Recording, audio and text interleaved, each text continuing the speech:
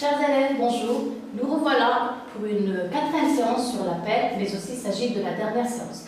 Alors, pour cette séance, nous vous avons préparé donc, une étude de texte à faire à la maison, comme travail de maison. Bien entendu, il s'agit d'un texte exhortatif. Alors, suivez avec moi.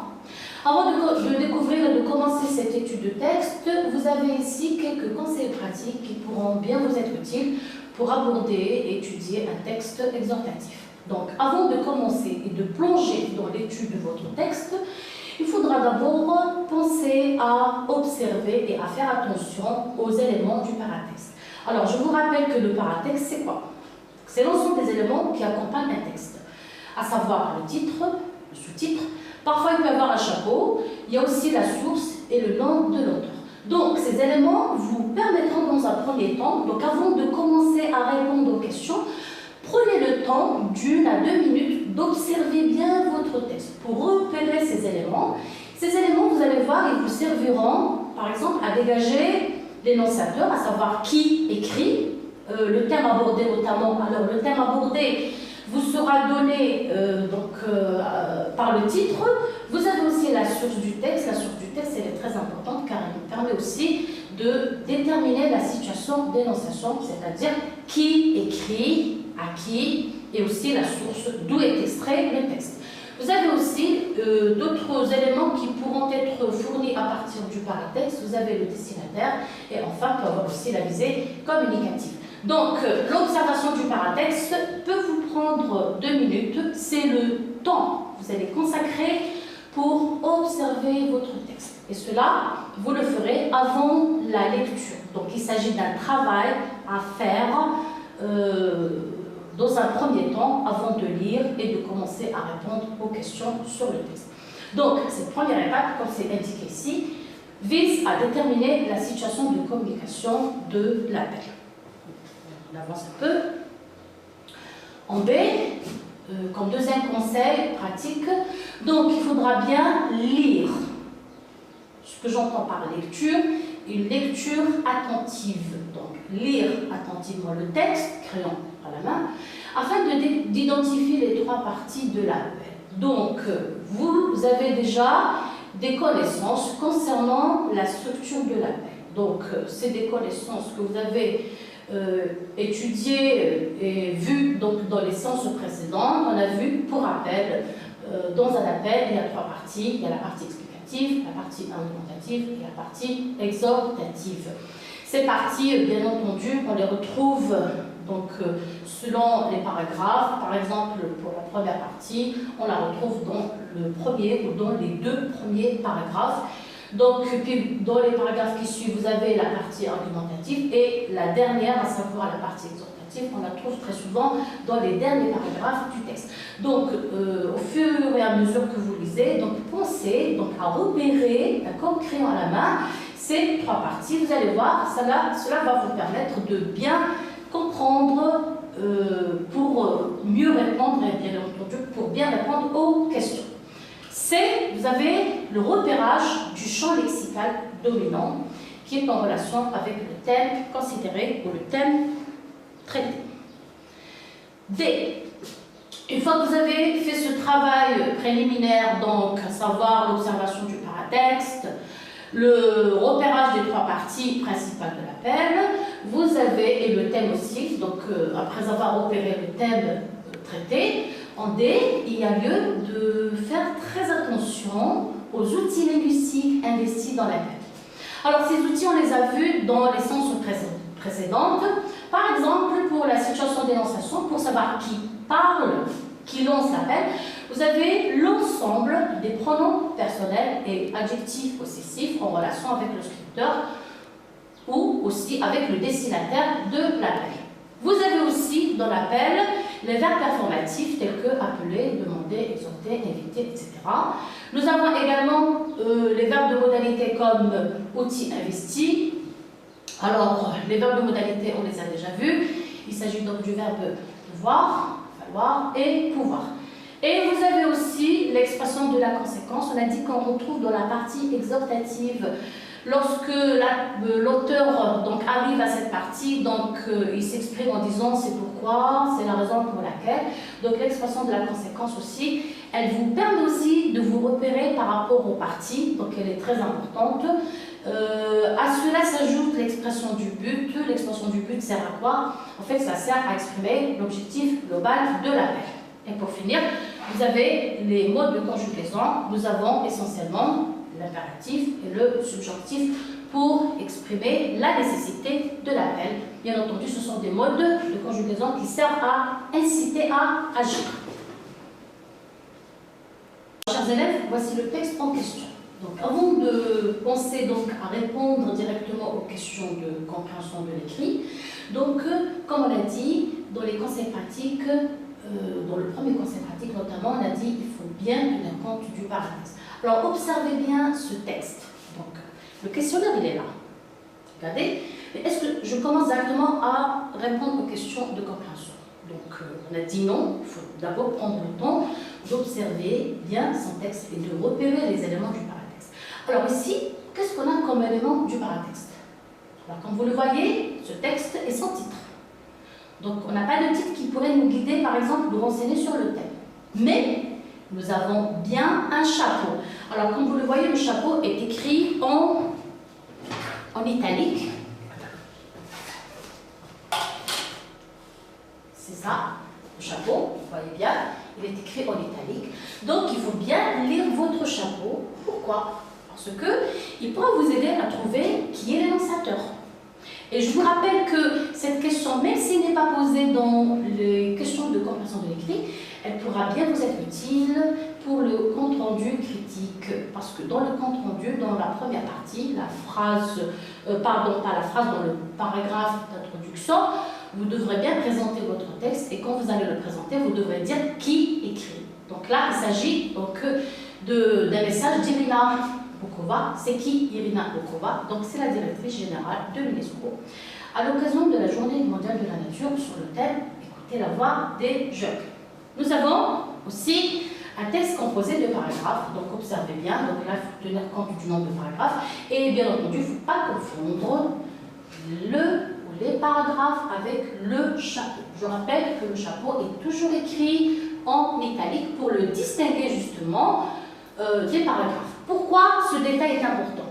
Parce que parfois dans les questions de compréhension de l'écrit, on pose la question aux élèves ou aux candidats au bac, on leur dit cherchez par exemple dans le deuxième paragraphe un mot relatif, un thème, un champ lexical ou deux mots. Et très souvent, les élèves ou les candidats au bac, lorsqu'ils confondent le chapeau avec les paragraphes, ils se trompent de numéro de paragraphe. Et là, exemple, lorsqu'on leur dit chercher dans le deuxième paragraphe, ils peuvent chercher dans le premier parce que ils auraient confondu le paragraphe avec le chapeau. Donc, tenez bien compte de cette distinction. Donc, cette distinction, donc, elle est donnée par l'écriture en italique. Ce texte est composé de combien de paragraphes? Donc, vous avez 1, 2, 3, 4. Donc, nous avons un appel composé de 4 paragraphes. Il est aussi composé d'un chapeau. Nous avons également une source. Dans la source, vous avez aussi également le nom de l'auteur. Donc, il s'agit, on retrouve donc le nom de l'auteur qu'on a déjà donné dans le chapeau, sauf dans le chapeau, on a donné son statut. Elle écrit en tant que qui? Elle écrit en tant que directrice générale de l'UNESCO. Donc, il s'agit d'Irina Bokova, UNESCO, Centre du patrimoine mondial, Nations Unies, vendredi, et on vous a aussi donné la date 3 mars 2017. Donc, ces indications sont très très importantes, on l'a dit, elles vous permettent donc de déterminer ou d'identifier la situation de communication de votre appel. Vous avez aussi, avec moi, l'explication de quelques mots. Donc là, vous avez l'explication du mot folle, la folle, qui est l'ensemble de l'espèce animale. Emblématique qui signifie connu, symbolique. Vous avez aussi l'explication du mot biosphère. Qu'est-ce que la biosphère? Donc la biosphère, c'est l'ensemble des organismes vivants sur l'ensemble de la planète. Et enfin, un monde plus résilient, qui signifie un monde plus résistant. Très bien. À présent, nous allons découvrir le questionnaire qui accompagne le texte. Alors, comme vous le voyez ici, vous avez le barème qui est donné. Donc, c'est un barème sur 12 ou 13 points, puisqu'il est destiné aux élèves donc, des filières lettres et langues ou lettrés philo. Alors, on va découvrir les questions. Donc, la première question dit, l'auteur du texte dresse un constat négatif d'une situation. De quelle situation s'agit-il? La question, elle est précise, donc elle est claire. Vous devrez dire de quelle situation s'agit-il. Juste pour rappel, le constat, où est-ce qu'on le trouve, dans quelle partie. Donc là, il faudra faire appel à vos connaissances sur la structure de l'appel. 2. Les sites du patrimoine mondial naturel n'ont pas été épargnés par ces crimes. Ce passage veut dire n'ont pas été protégés, n'ont pas été détruits, n'ont pas été pollués, n'ont pas été sauvegardés, recopiés là où les bonnes réponses. Juste une précision ici, donc il s'agit d'un choix à faire. Donc la réponse, donc soit il s'agit d'une réponse, vous allez recopier, cocher là, ou il peut y avoir aussi une autre réponse en plus. 3. La situation impose un nouvel engagement collectif. Qui est concerné par cet engagement collectif? Retrouvez la phrase qui justifie cet argument. Donc ici, voilà pour les 3 premières questions. À présent, on passe à la 4e. L'auteur plaide pour la sauvegarde de la faune sauvage. Relevez dans le 3e paragraphe 2 mots de sens équivalent que la sauvegarde. Alors ici, juste une ou 2 petites précisions.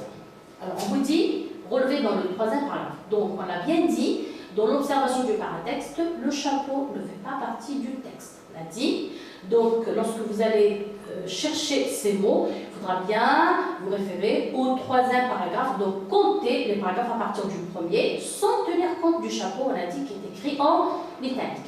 Et là, la consigne, elle est claire. D'ailleurs, c'est le conseil qu'on n'arrête pas de donner aux élèves, parce qu'ils s'apprêtent à préparer leur bac, leur examen du bac. Lorsqu'on vous demande de relever 2 mots, il ne faudra pas que ce soit des expressions. Donc, il faudra respecter la consigne.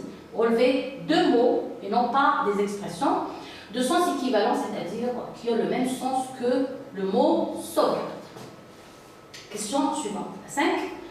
Nous devons écouter leur voix. Nous devons aider les jeunes à associer. Donc, ce passage est extrait du 2e et 3e paragraphe. Ces passages, donc il y en a 2. Voilà. Vous allez donc ici introduire le verbe de modalité falloir à la place du verbe devoir, puis opérer les modifications qui s'imposent. Donc là, on va expliquer un peu la consigne. Donc il s'agit d'une réécriture. Donc on vous demande de réécrire ces 2 passages. Comment? En remplaçant le verbe de modalité, du devant, par le verbe falloir. Donc là, à vous de voir comment est-ce qu'il faudra faire cette réécriture, comment est-ce qu'il faudra donc réécrire ces 2 passages en tenant compte de cette consigne, ici à savoir par l'utilisation du verbe falloir. Alors la question 6, qu'est-ce qu'elle dit? Nous avons besoin que les jeunes s'expriment, s'entraident et travaillent ensemble. Réécrivez cette phrase en la commençant comme suit. Nous demandons aux jeunes, puis nous exhortons les jeunes. Alors, qu'est-ce qui est demandé ici? Donc, il s'agit toujours d'une réécriture. Donc, c'est un travail de réécriture. Vous avez cette phrase, d'accord? Vous allez la réécrire en utilisant dans un premier temps le verbe demander, puis dans un deuxième temps le verbe exhorter.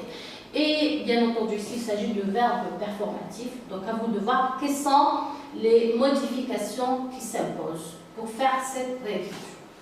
La question suivante, c'est la 7e. Elle dit « Écoutez la voix des jeunes. Nous devons aider les jeunes. » Donc, vous avez ici 2 phrases. D'accord? Vous allez dire à qui on renvoie les mots soulignés. Écoutez et nous. Alors, je rappelle ici le verbe écouter. Il est à quel mode? Donc là, il est à l'impératif. Donc, à vous de voir à qui est adressée ici la consigne, le verbe ou l'injonction, il s'agit d'une injonction, écoutez. Donc, qui est concerné par cette injonction. Donc, trouvez le destinataire en fait. Et puis, vous avez donc nous devant trouver qui est concerné par ce mot, à qui renvoie nous. Donc, quelle est la valeur de ce pronom personnel. Question suivante, elle dit quel est l'objectif principal ciblé par cet appel? Donc là, on l'a déjà vu dans les séances précédentes, on a dit dans un appel, il y a toujours un objectif global. Pourquoi on lance l'appel? Dans quel but?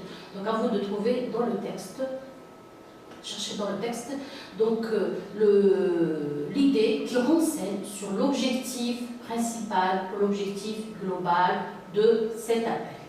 Ensuite, on finit avec la dernière question, c'est la question de synthèse. Donc je rappelle que cette question, elle est très souvent notée sur 9, d'accord, dans les sujets type bac. Donc dans cette question de synthèse, vous avez, on va découvrir donc son contenu, qu'est-ce qu'elle dit. Les jeunes femmes et les jeunes hommes sont les décideurs du changement maintenant et les gardiens de notre planète à l'avenir. En 2 ou 3 lignes, dites ce que vous comprenez par cette phrase. Donc là, il y a lieu donc, de vous exprimer. C'est un peu une question aussi de réflexion, d'accord?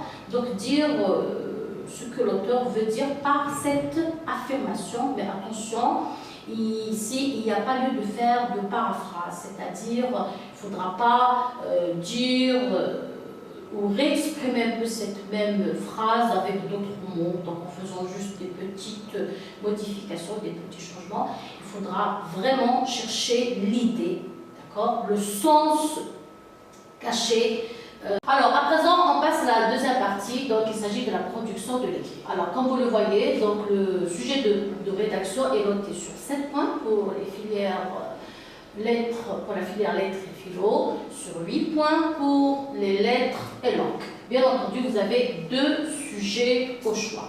Et donc, ces 2 sujets, donc, un porte sur le compte-rendu critique pour les lettres et langues. Pour la filière lettres et philo, donc il s'agit du compte rendu objectif. Donc là, nous allons découvrir ce sujet à travers une situation d'intégration. Suivez avec nous. Que dit le sujet? Donc là, c'est l'intitulé du sujet. Quelques-uns de vos camarades de classe n'ont pas eu l'occasion de lire le texte support. Aussi, votre professeur de français vous charge-t-il de leur en faire un compte rendu objectif ou bien critique sur les filières pour les informer de son contenu. Rédigez ce compte rendu que vous leur adresserez par mail. Bien entendu, on vous précise toujours dans quelle situation de communication vous serez appelé à rédiger le compte rendu ici. Donc il s'agit d'un message adressé à vos camarades par mail. Donc, pour rédiger ce compte rendu, donc tenez compte des orientations pratiques présentées ou données lors des séances précédentes enregistrées, à savoir la situation de communication et les critères d'écriture. C'est-à-dire, si vous avez des difficultés pour faire ce travail de rédaction, revenez à la 3e séance, là où on a découvert tous les critères d'écriture et de réussite pour rédiger et réussir sa production de compte rendu objectif ou bien critique. Alors, voici le deuxième sujet. Donc, il s'agit du sujet de production libre. Alors, l'intitulé, on le découvre tout de suite. Vous êtes président ou présidente d'une association de jeunes en charge de la protection de l'environnement.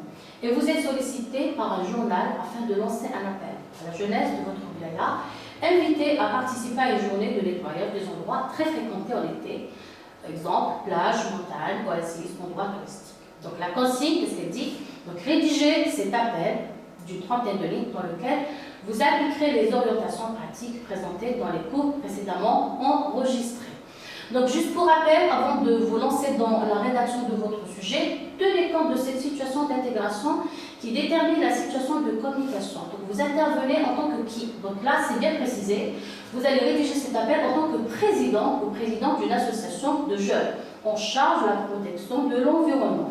Et vous allez adresser cet appel à qui? Donc là aussi, c'est précisé dans ce sujet. C'est un appel adressé à la jeunesse de votre wilaya qui est invité à participer à une journée de nettoyage des endroits très fréquentés.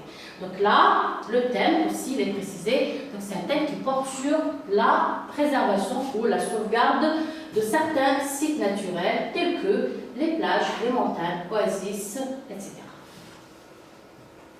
Élèves, par cette séance, on arrive à la fin de notre projet pédagogique. Donc on achève ainsi l'objet d'étude de l'appel. Donc, il s'agit donc de Madame Hadadou, donc professeure de français au lycée Fatma Soumar, donc de la wilaya de Tizi Ouzou. Il ne me reste qu'à vous souhaiter bon courage et merci.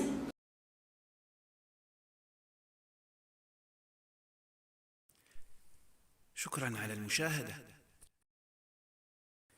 لا تنسوا الاشتراك في القناة، الضغط على الجرس، الإعجاب بالفيديو.